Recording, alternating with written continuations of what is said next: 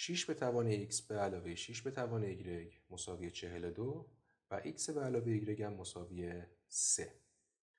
به نام خدا، خوش اومدید به کانال هوپیتال. بریم برای حل این مسئله. خب برای حل این مسئله من این دوتا عبارتی که خود سوال به ما داد و اولی رو می نویسم. رابطه شماره 1 و دومی هم رابطه شماره 2. خب برای حلش من رابطه شماره 1 رو می نویسم.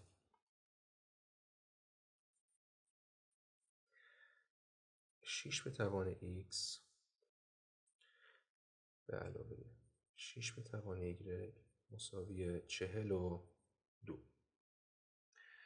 خب تقریبا مهمترین نکته حل این مسئله اینجاه که ما باید طرفین این معادله رو ضرب در 6 به توان x کنیم.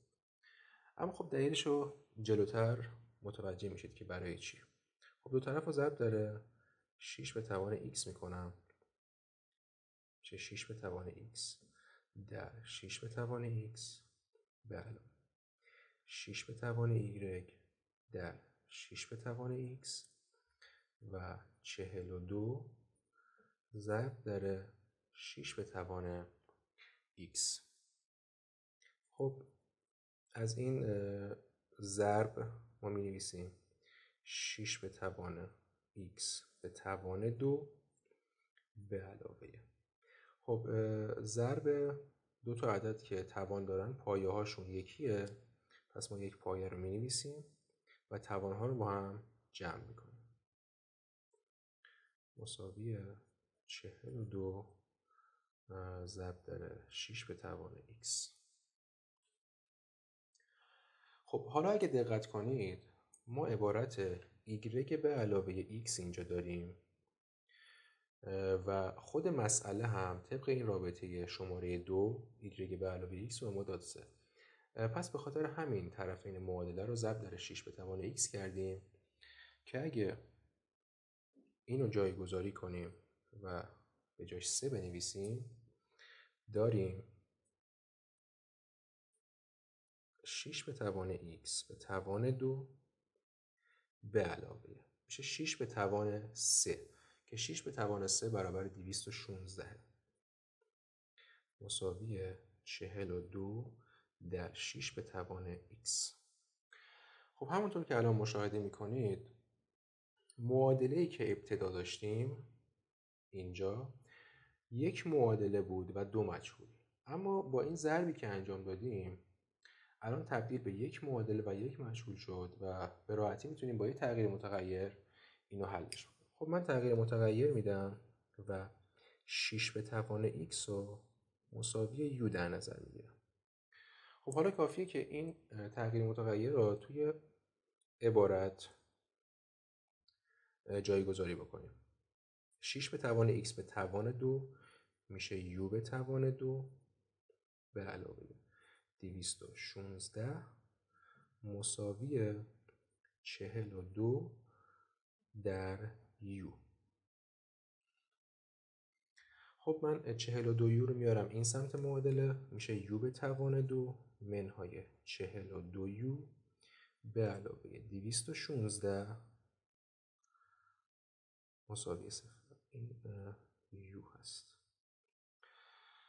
خب از اینجا یک معادله درجه 2 هستش و میتونیم از روش دلتا حلش بکنیم، اما چون اعداد یه خورده بزرگه و حساب کردنشون توی ضرب یه مقدار سخت میشه، من ترجیح میدم که از روش فاکتورگیری اینو حلش کنم. خب کاری که میکنیم میتونیم 42 یو رو به صورت منهای 6 یو منهای 36 یو بنویسیم. 36 یو بنویسیم.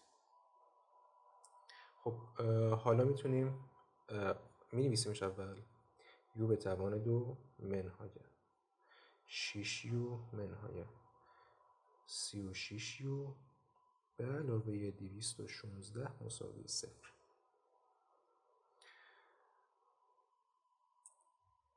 این عبارت و این دوتا عبارت رو با هم میگیریم. خب تو عبارت اول u2 منهای 6u داریم، u مشترک ازش فاکتور میگیریم، u منهای 6 و از عبارت دومم منهای 36 رو فاکتور میگیریم که از این فقط یک u میمونه و 216 هم تقسیم بر منهای 36 ازش یک منهای 6 میمونه مساوی 0.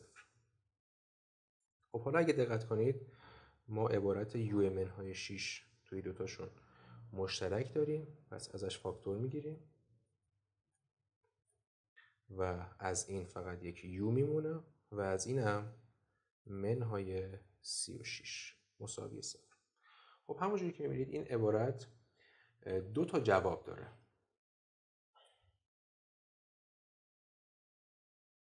قسمت جدا میکنیم. این عبارت دو تا جواب داره. یکی u منهای 6 مساوی 0 که از اینجا u مساوی 6 به دست میاد و جواب بعدی u منهای 36 مساوی 0 که از اینجا u مساوی 36 به دست میاد. خب فقط کافیه که به تغییر متغیری که اینجا دادیم توجه کنیم که بود u مساوی 6 به توان x. خب u مساوی 6 شد و مساوی 6 به توان x. پس از اینجا نتیجه میگیریم u که 6 مساوی 6 به توان x. خب 6 همون 6 به توان 1 دیگه و از اینجا میتونیم با مقایسه اینها نتیجه بگیریم که x مساوی 1. پس یک جواب x مساوی 1 شد. برای جواب بعدی هم به همین صورت u مساوی 36 تغییر متغیرمون این بود u مساوی 6 به توان x. خب u شد 36 پس 36 مساوی 6 به توان x و از اینجا 36 برابر با 6 به توان 2 و مساوی 6 به توان x. از اینجا هم با مقایسه این دوتا نتیجه میگیریم که متوجه میشیم x مساوی 2. خب حالا برگردیم به ابتدای مسئله. طبق رابطه دویی که اینجا داشتیم x به علاوه y برابر میشه با 3.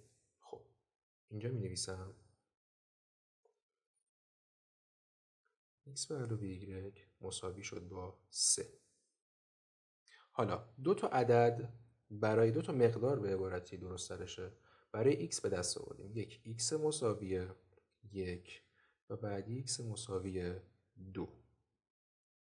حالا فقط کافیه که جایگذاری کنیم توی این عبارت. x به علاوه y مساوی 3.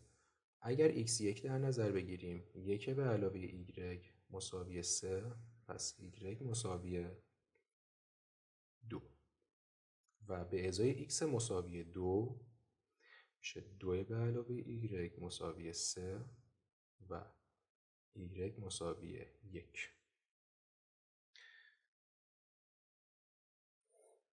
پس جوابهای این مسئله رو میتونیم به این صورت بنویسیم.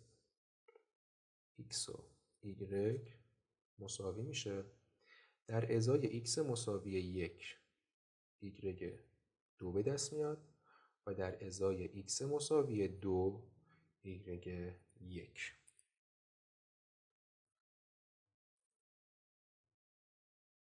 خب مرسی از اینکه تا اینجای ویدیو تماشا کردید. اگر در مورد نحوه حل این مسئله سوالی داشتید حتما توی کامنت ها برام بنویسید و اینکه اگه ویدیو براتون مفید بود حتما لایک و سابسکرایب یادتون نره. تا ویدیوی بعدی خدا نگهدار.